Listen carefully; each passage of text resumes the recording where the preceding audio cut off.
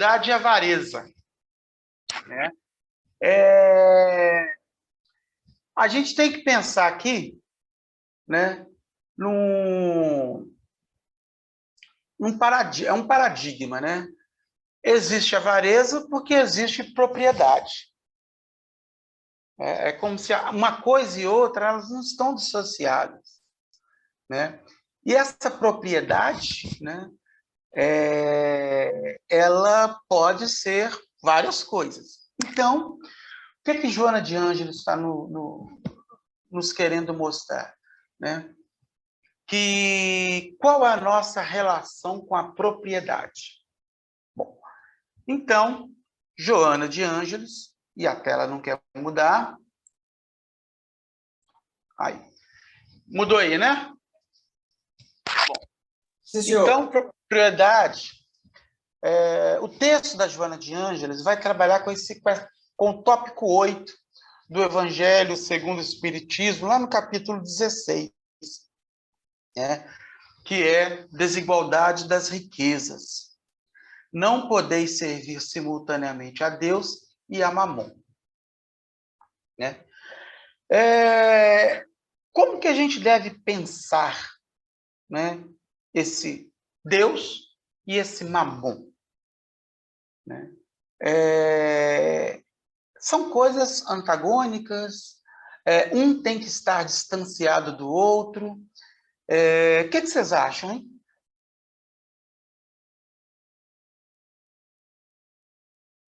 Mamon é instrumento, né, Sebastião? Na realidade, Instrumento?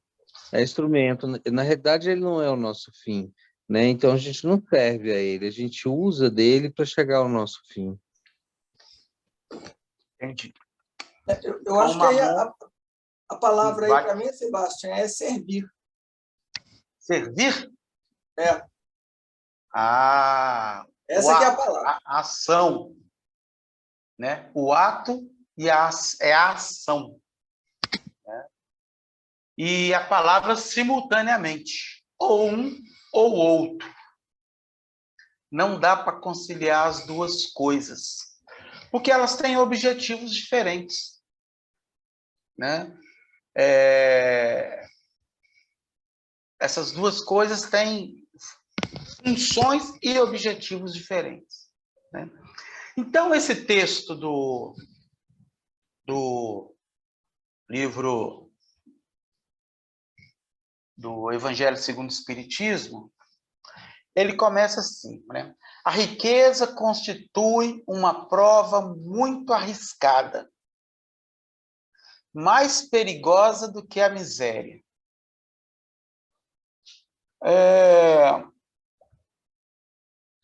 Vocês concordam com isso? Eu sim. Você sim. Eu concordo. Eu também. Você também, né? Mas é a prova que queremos, não é? É a prova que a gente corre atrás dela, não é? E eu estou correndo dela. A Tá nossa correndo ambição, dela? na nossa ambição, a gente está sempre concorrendo nesse lugar aí, né? Porque a riqueza, ela não é só o fato de você comprar o que você quiser, mas é o poder, é a subjugação, ela traz uma série de outras coisas que estão lá no nosso íntimo, né? Coisas que a gente precisa trabalhar. Então, ela nos expõe mais do que a miséria em si, entendeu? Porque quando você entra na miséria, para você lidar com ela, você tem que lidar com o despojamento, né? E com a riqueza, não. Nós passamos a maior parte da nossa vida lutando para isso, né? Para ter essas coisas. Para ter a riqueza. Porque não tem limite, né? A das nossas conquistas. Existe um limite para as nossas conquistas materiais? Mas não, agora tá bom, não quero mais nada, não. Nada mais. Eu tenho uma coisa interessante, Sebastião. Desculpa. Eu ouvi um comentário esses dias que eu nunca tinha pensado dessa forma, falando que existe uma ideologia de falar que a competição é uma evolução da raça humana e que isso é um sofisma do capitalismo para induzir-nos a competir e a cada vez produzir classes mais controladoras, porque o ser humano, o cooperativismo é o melhor, só que desenvolvimento é diferente, nós podemos estar mais desenvolvidos, mas não mais evoluídos. Alguém queria falar alguma coisa? Era o Frank, e depois eu. A gente olhando aqui essa pergunta, se a gente analisar bem, filosofando um pouquinho, qual que é a mais perigosa, né? Digamos assim, a riqueza ou a miséria? Aí eu fico pensando assim, a mais perigosa vai depender do lado que eu estiver. Porque se eu estou na pobreza, eu vou falar que a pobreza é a mais perigosa. Né? Por quê? Porque eu estou diretamente ligado à situação. Então, não, eu estou vivendo a prova mais difícil, que é ser pobre. Eu queria ela ter dinheiro para fazer um monte de coisas. E o outro lado também vai falar, não, eu que tenho assim, as maiores tentações, porque eu tenho dinheiro, eu posso... Né? Então, eu vejo, às vezes, essas questões dessa forma, assim, ó, julgando assim, bem terra a terra. Tá. Sem olhar a questão espiritual. Ô, Sebastião, posso falar? Oi. Só um contraponto aí do Franklin, porque, assim, na verdade, o que eu vejo é o seguinte, por que é mais difícil, né? Mais perigosa da riqueza? Porque o da miséria, você está cerceado, você não se compromete, não tem como você se comprometer muito mais. Tem, você pode matar. Caso você não... Mas, geralmente, você está cerceado. Não sei se vocês ouviram o que a Sandra comentou aqui. Mas e o da riqueza não, né? O da riqueza você pode realmente, se você fizer um mau uso, você pode realmente se endividar bastante, né? Então eu acho que é aí que é o perigo. Fala, Salô. Eu estou pensando aqui, Sebastião, que assim, isso que nós já passamos lá em casa, na casa dos meus pais, né? De não ter nada. Então, assim, nada mesmo, né? De não ter condição de comprar arroz. Quando você está numa situação dessa, beleza? É você com você mesmo. Quando você está diante de uma estrutura empresarial, por exemplo, você é um CEO de uma empresa, é você diante de uma população. Então, a capacidade de você, eu acho que é um pouco do que o Hélio falou aí, a capacidade de você fazer alguma coisa, ela é gigantesca, tanto para o bem quanto para o mal.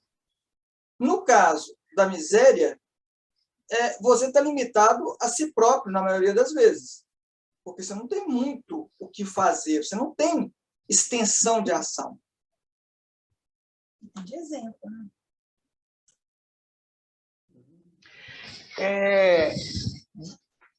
Vamos lá, vamos pensar. A Sandra, ela falou numa questão muito sociológica, né? Eu coloco o problema da nossa ambição a um modelo econômico, a uma forma a um modo de produção que ela chamou de capitalismo, né? E é como se eu exteriorizasse de mim as minhas questões particulares diante da riqueza. Então, se eu sou avarento, se eu exploro os meus empregados, se eu abuso da minha autoridade, eu tenho todo um modelo econômico me forçando a isso. É uma forma de ver, de pensar, e quando eu falei que é um tema perigoso, quando o Franklin me passou, é justamente por causa dessa observação, né? Porque a gente vai colocando as nossas questões íntimas, as nossas dificuldades, né, na sociedade, transferindo para o modelo econômico, sempre que eu posso ser diferente do que o modelo econômico quer de mim. Vocês estão entendendo? Né? Bom, então, a riqueza, olha só, ela vai excitar em nós. Olha o que o Kardec está dizendo aqui. O orgulho. Ela mexe com o nosso orgulho. Ela mexe com o nosso egoísmo do eu, porque eu posso, eu tenho. Eu tenho, você não tem, o outro não tem, mas eu tenho, né? Olha a questão da vida sensual, né? É o laço mais forte que nos prende à terra. Olha, gente, a riqueza ela é, né, o possuir, né? A riqueza, ela é algo que realmente nos prende à terra. E vamos pensar bem, quais os momentos que a gente mais se volta a Deus? É no momento que a gente está bem, está tranquilo, ou na hora que a gente está passando alguma dificuldade?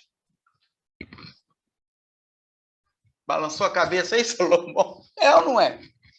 Não, Sebastião, isso aí que você está falando foi exatamente quando nós passamos por isso lá em casa, é que nós nos voltamos à religião, é que nós fomos para o Evangelho, entendeu? Foi aí, nesse momento, é que nós buscamos. Depois, quando a coisa melhorou, aí cada um foi para o seu lado, entendeu? Então, vocês estão vendo como que é a delícia da riqueza, né? É a nossa perdição.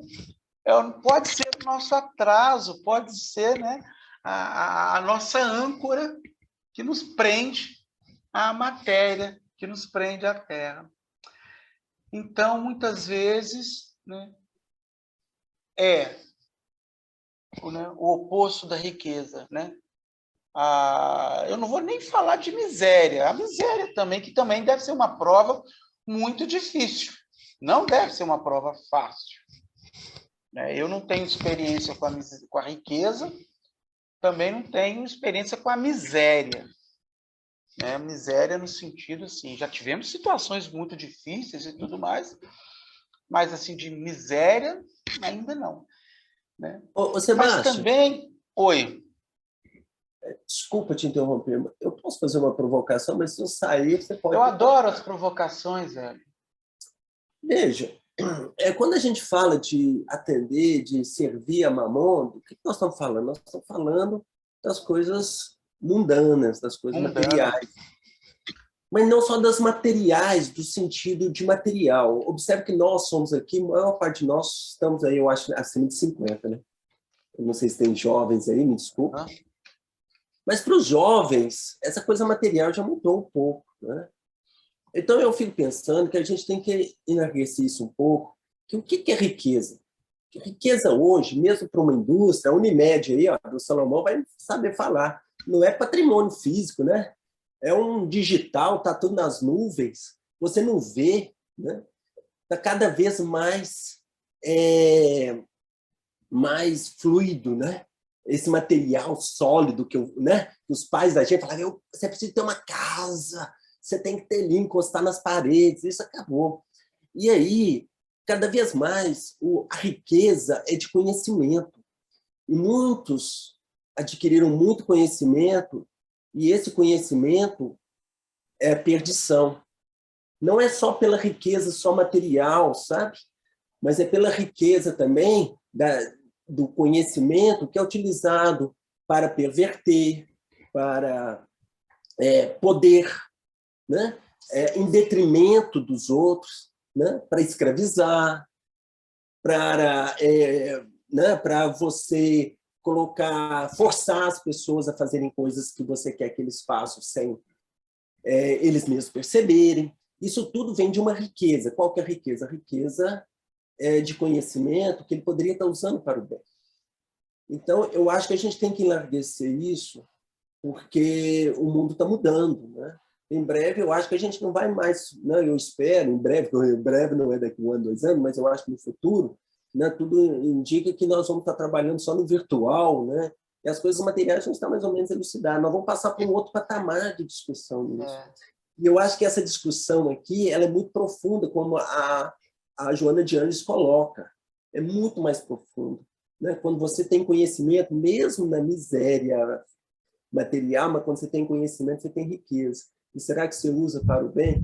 Né? Então, eu acho que a gente tem que, talvez, fazer um pouco dessa tipo de reflexão.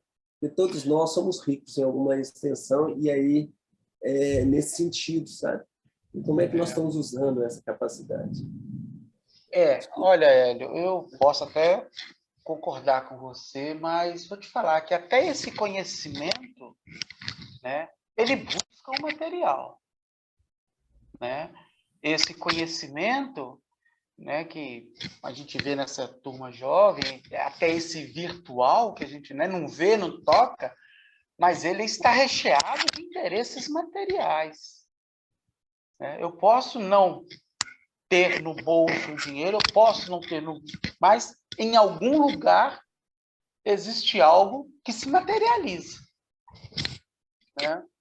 Então, ainda não sei, não. Eu acho que, eu vou dizer assim, talvez o material ficou mais fluido, mas ele ainda continua material. E eu lido com muitos jovens, adolescentes, e eu vejo, por exemplo, muito o oposto disso às vezes, sabe, Léo? Ou Hélio? Que, para que eu vou estudar se eu posso ter de outra forma? Sem o estudo, às vezes até sem o conhecimento. Sabe? Eu posso ter, monto uma oficininha de moto ali, não preciso de estudar muito, eu faço... Porque existem outras possibilidades que fogem a essa questão do conhecimento, né? Talvez, assim, lá no ambiente universitário, tudo, você tem essa vivência, sabe? Mas eu percebo muito que fora desse ambiente ainda a coisa é muito material e é a grande maioria da população ainda, né? Eu ainda vejo que são bolhas, né? São espaços onde a gente vê e para quem que nós estamos falando e quem está falando, né? De que ponto de vista a gente está se olhando. Porque eu ainda vejo que cada vez mais essa questão material está cada vez mais, sabe, impregnado. Não, eu concordo plenamente com tudo que você falou. Eu só falei que a gente poderia ampliar isso. Pode ampliar, sabe? Mas só podemos ampliar. A gente pode fazer esse esforço, mas até mesmo quando a gente amplia esse mundo virtual, ele ainda é muito material também, né? O dinheiro é virtual, o poder é virtual às vezes, mas ele não deixa de ser, né? Tanto que no texto do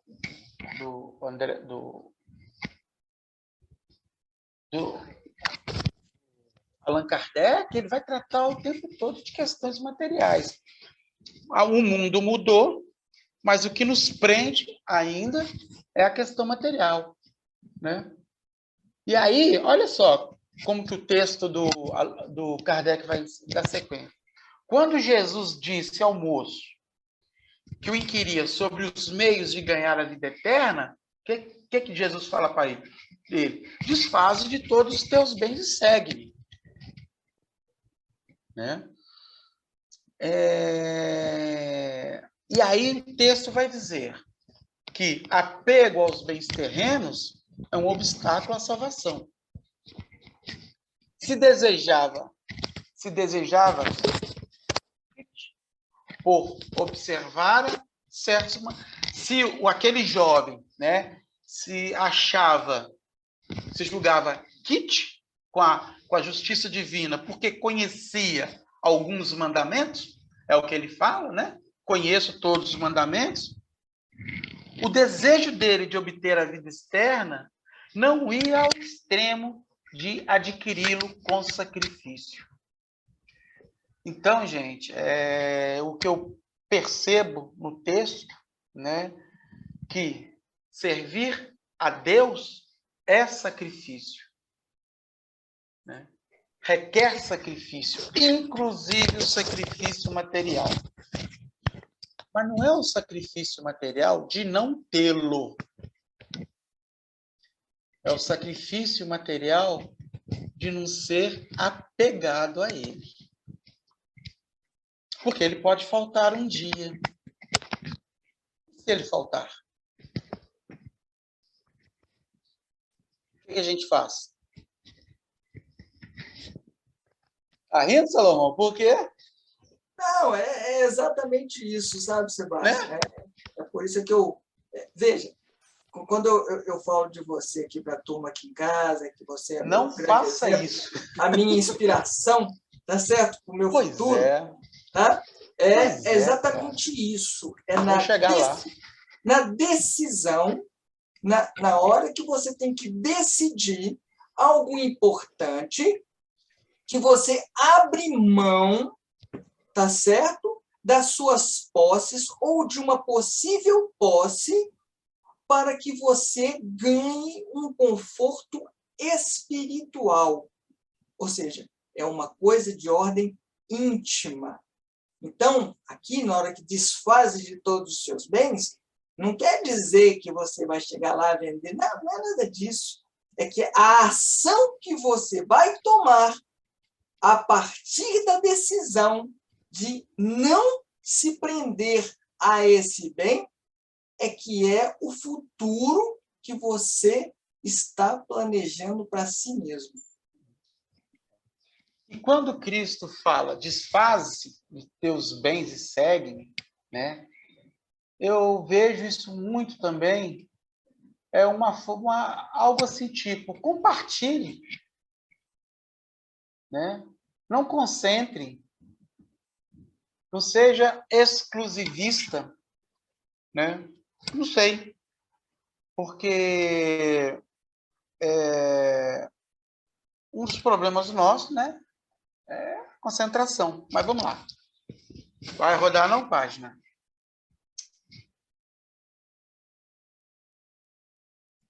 Tá bom. Está muito lenta a internet, então pulou tudo. Ó. Ele foi até o final. Que caramba, gente. Ah, achei a barrinha aqui embaixo. Pronto. Tem a barrinha aqui embaixo, mais fácil. Bom, Joana de Ângeles, né? Então, assim, tá o texto lá do Evangelho. Joana de Ângeles está estudando esse texto do Evangelho, servir a Deus é mamon. E aí ela vai dizer o seguinte no seu texto. A sua emancipação resulta do esforço que empreende para vencer os obstáculos que lhe dificultam o voo rumo à plenitude que o aguarda. Estamos destinados a isso. Está lá, aguardando. Etapa a etapa. No entanto, adquire força que o propele a vencer os empecilhos e auto-encontrar-se ao longo da marcha ascensional. Mergulhando no corpo e dele saindo sempre com as conquistas adquiridas. Ser rico e ser pobre, ser rico ou miserável, é uma rotina na vida do espírito, né? Somos espíritos, né?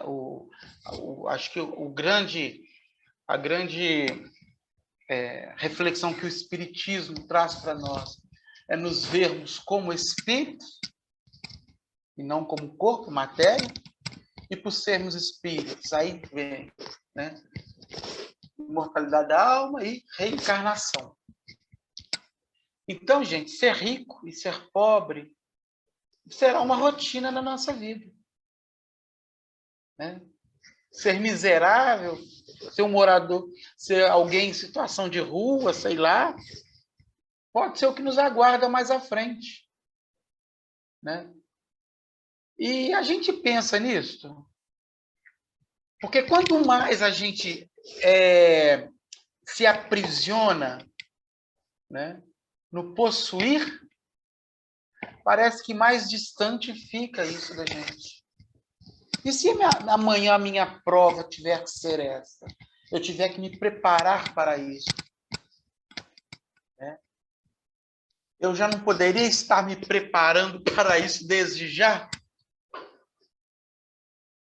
Para que lá na frente eu pudesse suportar essa outra prova de uma forma, né, mais tranquila e não ser, por exemplo, um pobre revoltado, também orgulhoso, também vaidoso, porque isso não é uma virtude da riqueza, é uma virtude, né, isso não é da riqueza, é do espírito. Né? Então, a Joana de Ângelo começa a nos ajudando a refletir sobre isso. Somos espíritos encarnando e desencarnando constantemente. Né? E estaremos aí passando tranquilo? Bom, por instinto de conservação da vida, apegar-se aos recursos que lhe passam pelo caminho, afetivo, emocionais e materiais, né? É uma tendência nossa. Né? Então, quando a gente fala que é mais fácil se apegar à riqueza do que a riqueza nos prende, isso é fruto de um nosso instinto. E é um instinto que nós desenvolvemos desde os reinos inferiores. Né? Que é o instinto da sobrevivência, o instinto de sobrepor ao outro. Isso é do animal. Né? Isso é do animal, sobrepor o outro, sobreviver. Né? E isto faz parte. Né? E a nós, que já adquirimos razão, agora temos que trabalhar em nós esse instinto, para que não nos escravizemos, para depois vencer as ingentes lutas, as situações calamitosas que nós iremos nos atirar devido a entregarmos a esse instinto de conservação da vida sem usar a nossa capacidade de pensar e refletir sobre isso. E é uma coisa interessante, porque a doutrina espírita nos ensina muito a refletirmos sobre nós mesmos. Né? Eu falo que a doutrina espírita, ela nos faz o tempo todo pensarmos nós mesmos. Fala, Salomão. Não, você está tão certo assim, disso aí, da minha opinião, né? Claro. É que, dentro da doutrina espírita, para que um dos pilares da doutrina espírita é desmaterializar o homem. Nos desmaterializarmos. Né? E quando fala nesse processo de desmaterialização, eu gosto muito de ir em Pietro Baldi, não vou agora, porque ele tem uma concepção, às vezes, não que choque, mas que eu acho que às vezes até aprofunda um pouco, é uma outra forma de pensar da doutrina espírita, né? Mas que nós nos materializamos por vontade própria, por interesse nosso, por interesse do eu, pela liberdade que temos de sermos egoístas, pela liberdade que temos de sermos orgulhosos, pela liberdade que temos de, inclusive, né, queremos concorrer com Deus. Né? E então, por isso que Cristo fala, vós sois Deus. Né? Nós temos, inclusive, essa capacidade de querer concorrer com Ele. Né? E aí vem todas umas reflexões que Pietro Baldi faz muito interessantes. Né? Porém, a propriedade, né? Ali está separado o antropos socioeconômico, mas é tudo uma palavra só, na hora de digitar, não sei por que separou. O antropos, a conquista, do homem social inserido no modelo econômico é fruto de longas buscas nos relacionamentos humanos, né? A gente, a partir do momento que adquiriu a razão, né, a gente vem modificando esse nosso processo social, né,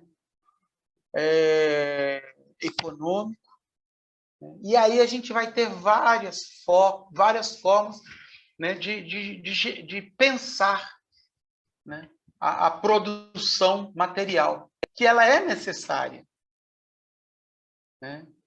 Então, a gente vai ver, por exemplo, na Idade Média, nós temos lá um modelo feudal, temos na Idade Moderna o mercantilismo, e agora na contemporânea, uma das formas ao capitalismo, né? Mas já tem o socialismo, tem o comunismo, tem várias outras possibilidades de produzir, né, riquezas que buscam, né, ali embaixo, objetivando. Qual que é o objetivo, né, dessa ideia nossa de propriedade? Harmonia, respeito pelos valores indispensáveis às trocas, que fomentam o comércio e que promovam o quê? O progresso, né? E tudo está certo, está correto, né? Então, gente, a propriedade, né, ela é uma conquista nossa, né? Ser proprietário de algo, ela tem uma importância social, né? E então a gente não pode condená-la, apesar dela ser, né, a nossa prova mais difícil, a nossa prova mais desafiadora, ela é a nossa prova necessária. Porém, em grande parte, o resultado é a avareza, né? Nós trazemos ainda em nós, né, esse instinto da conservação da vida animal, né? Esse instinto que foi desenvolvido em nós, que nós já possuímos, que nós já trazemos em nós, né? O simples e ignorante, né, no seu processo de aprendizado, eu lembro do Sr. Manuel, falava que a gente ia continuar ignorante e perdia a simplicidade. Ele faz os estudos dele, porque o princípio inteligente, ele continua ignorante e perde a simplicidade, né, a gente, né? Mas esse ser simples e ignorante, ao longo da sua caminhada, né, ele vai desenvolvendo, e isso está presente em nós hoje. Somos frutos das nossas conquistas passadas, né? Da ilicitude, da ambição desmedida, dos atos ignóbeis, como heranças do primarismo, que ainda não se libertou imenso contingente de seres humanos. Ainda estamos, esse primarismo, né, é exatamente, né, essa coisa do primórdio, né, do primordial, daquilo que fomos adquirindo lá no início, né? Normalmente, porém, olha só, eu acho que a Joana de Ângeles aqui, ela nos dá uma esperança legal, sabe? Ela fala, normalmente, ou seja, isso que nós vimos aqui no parágrafo anterior é grande parte, mas normalmente, porém, é a aquisição digna de cada qual, né? A casa onde moramos, o carro que possuímos, né? A conta bancária, né? Isso é fruto, né, de uma aquisição digna dentro do modelo econômico que estamos inseridos, né? que em vida sacrifício e habilidade, né? Conhecimento e trabalho, a fim de adquiri-la, pensando de forma previdente nos dias difíceis da velhice, da enfermidade e da morte. Então, nós estamos falando aqui do ser racional, né? Do ser racional. Porque Cristo fala, olhai lírios dos campos, né?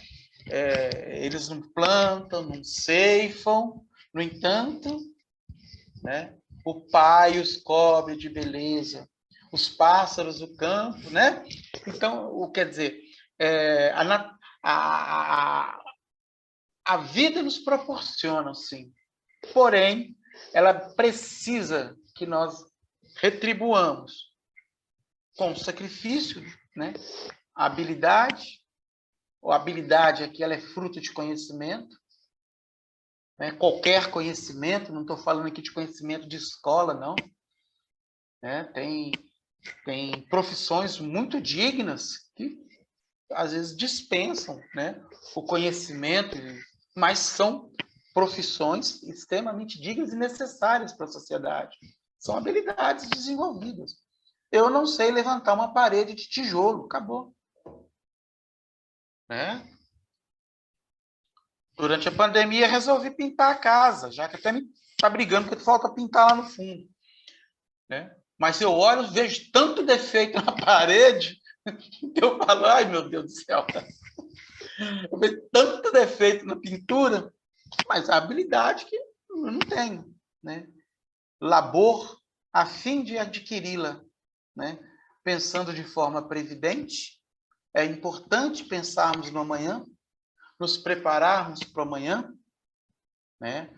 E aí nós temos a nossa sociedade, ela tem as várias possibilidades, né?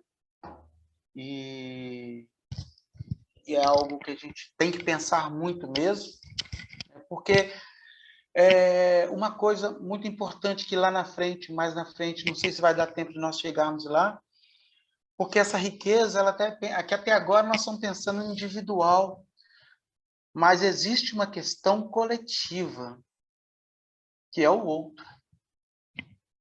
Né?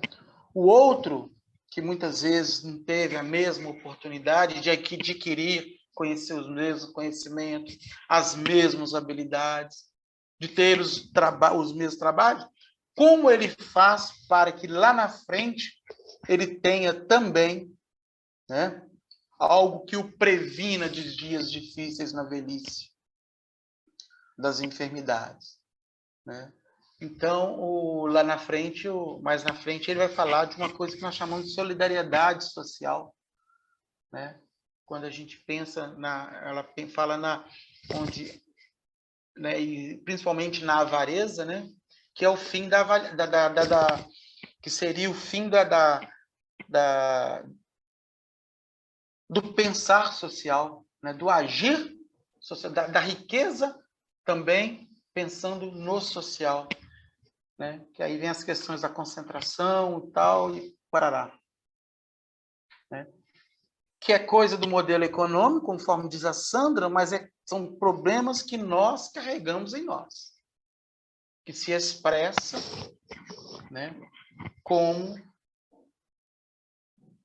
o modelo econômico que estamos inseridos. A sociedade, de alguma forma, estabelece seus sistemas, faz parte da vida isso. Né? Tem um fim providencial. Você baixa. Oi. Mas eu estava falando, é que eu não eu estava falando como é que essas verdades, né, que são sofismas, vão sendo tão falados que as pessoas começam a acreditar que isso é verdade, que não tem nada de verdade. Não tem nada de verdade. É isso que eu estava querendo falar. Claro. Que, na verdade, se o ser humano fosse cooperativo, isso assim, o tempo todo, né? Desde o pequenininho, desde de você na casa, igual as pessoas acharem engraçado os japoneses limparem eu não vi, não, mas eu ouvi comentários. O pessoal foi lá achar engraçado que os japoneses limparam o local. E o que tem de mais natural que você limpar a sua própria sujeira? ou então você organizar suas próprias bagunças. E a gente fala isso com os nossos filhos desde que eles são pequenininhos e fica parecendo que não é normal, né? Que sendo que isso é o normal. Eu estava só falando aqui como a ideologia vem sendo trabalhada há mais de 200 anos, isso passa a ser... Aí as escolas passam a criar os filhos para ser mais... Os alunos para ser mais competitivos. Vai criando essa ideologia como se você tivesse que ser competitivo, como se no trânsito você não pudesse dar um lugar para o outro, e isso vai criando uma realidade. É isso que eu estava querendo falar naquela hora. Não, tranquilo. É isso que eu estou falando, que a gente começa a achar que isso é normal. Exatamente. É o discurso ideológico, né? Ele esconde aquilo que não interessa e revela o que agrada, né? O discurso ideológico tem essa capacidade. Por isso nós temos que ser críticos, né? Conhecê-lo, entendê-lo, para não cair nas armadilhas que ele nos apronta, né? Toda e qualquer forma de ideologia, até as religiosas, né? Que são ideologias, né? Se for discutir um dia o conceito de ideologia, ele é muito interessante. Bom, entregar-se à conquista é dever de todo indivíduo. Ora, esse acordo social, esse sistema que a sociedade estabelece, né, é uma obrigação nossa nos entregar a ele, né?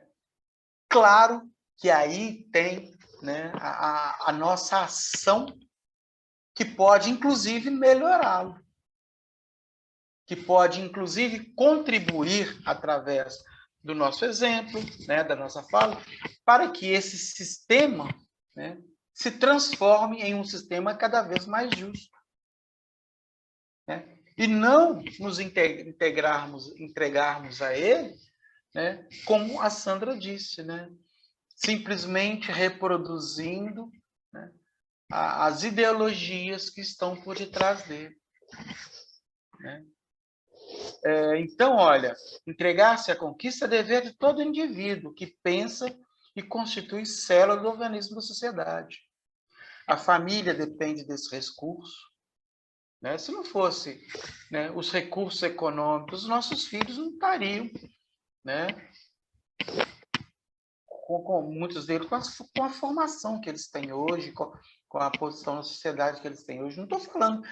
E muitos não têm esses recursos, né? E a gente dificulta cada vez mais para que eles possam conseguir, através da nossa ação, como? Reproduzindo, né, esse discurso ideológico que a Sandra falou, né? É como se isso fosse algo exclusivo de nós, de quem tem, de quem possui, né? E não do outro também, né? A família depende desse recurso, a própria criatura trabalha, né? Olha a importância, trabalhando em favor da harmonia do grupamento no qual se encontra colocada, né? Nós temos, né, o recurso, né, material, ele está aí para ser colocado em favor da harmonia do agrupamento onde ela se encontra, né? Então, que seria, né, essa solidariedade social que ela vai falar mais na frente? Nós vamos chegar lá, né? Seria justamente trabalhar pelos outros, junto com os outros, né? E aí, vocês sabem as horas aí, gente? Aí, acabou o horário.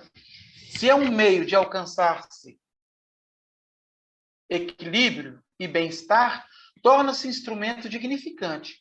Todavia, se converte em único objetivo existencial, meu único objetivo existencial é ganhar dinheiro, é ficar rico, transforma-se em gigante cruel da realidade do ser, que se lhe escraviza e atormenta as demais pessoas que lhe padecem a insegurança e a ambição. Ora, né? Se nós recortarmos um tempo na nossa história, né, onde o escravizar-se levou à escravização do outro. Não é isso? 300 anos de escravização do outro, né? E acumulação de alguns. Então, é escravizar-se, né? Essa escravizar o outro é escravizar a si mesmo também, né? Então, tornar-se escravo, né, dos nossos recursos materiais, né, da matéria, seja ela qual for, né, é escravizar a nós mesmos. E isso vai causar problema para a sociedade, atormenta as demais pessoas. A nossa ação individual reflete na sociedade, né? Tá tranquilo, gente? Vocês estão entendendo? Estão concordando? Estão querendo discordar? Tá bom. Então, a gente deve ficar por aqui, mas olha, a posse que leva à riqueza, à fortuna, também facilita os desmandos. Ponto. Joana de Ângeles. O orgulho, o egoísmo, a vaidade desmedida, a alucinação argentária, né? A alucinação pelo ouro, pela prata, pela riqueza, né? Em detrimento do enriquecimento interior, né? Ao nos entregarmos a Mamon, o enriquecimento interior vai ser prejudicado. Vai ser difícil pensar em abnegação, em renúncia, em devotamento e, sobretudo, de seleção de valores entre aqueles que são eternos e os que são efêmeros, né?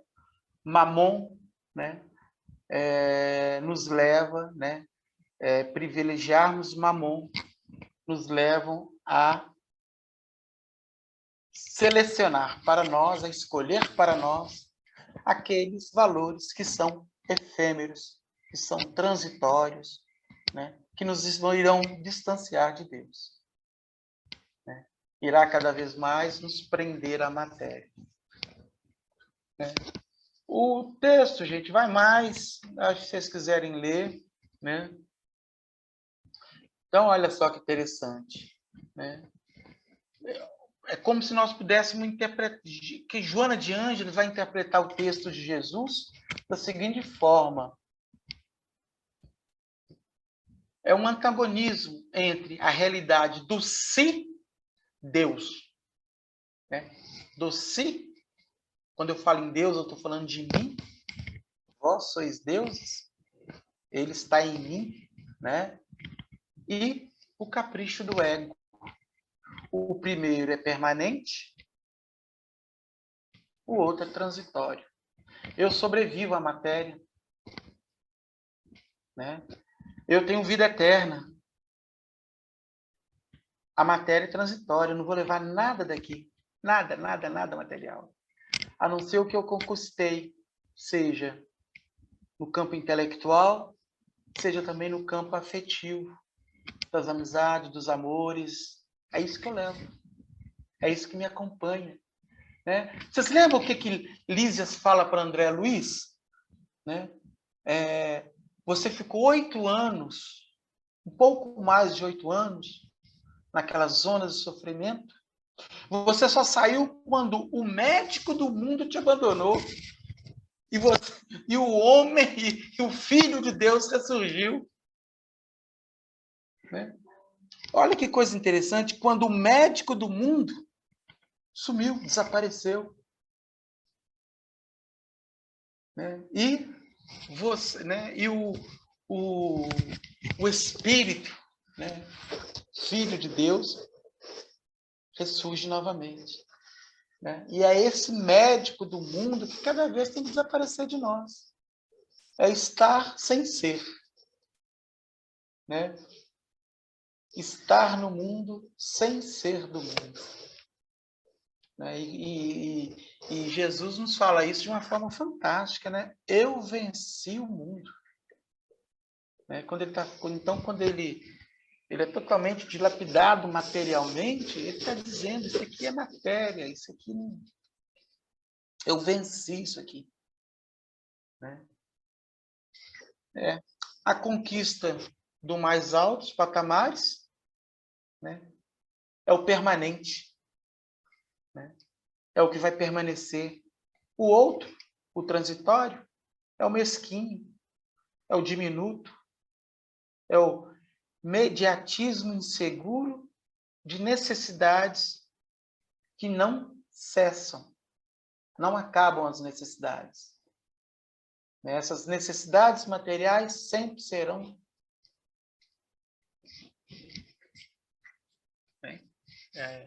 A gente, estudando a sociologia, a gente fala que o capitalismo cria necessidades. Né? Eu já tenho meu carro, mas eu quero um outro melhor, e aquele outro melhor depois vai ser outro melhor, porque ele vai ficar velho, vai começar... E aí ele vai. Né? A minha casa está pequena, vamos lá, não basta ter essa, tem que ter outra lá também. E a gente vai criando necessidades materiais, materiais, que são transitórias, que vão ficar aqui na Terra, né? E o que vai permanecer é o espírito, e é isso. Ai, ai. Não é fácil não, viu, gente?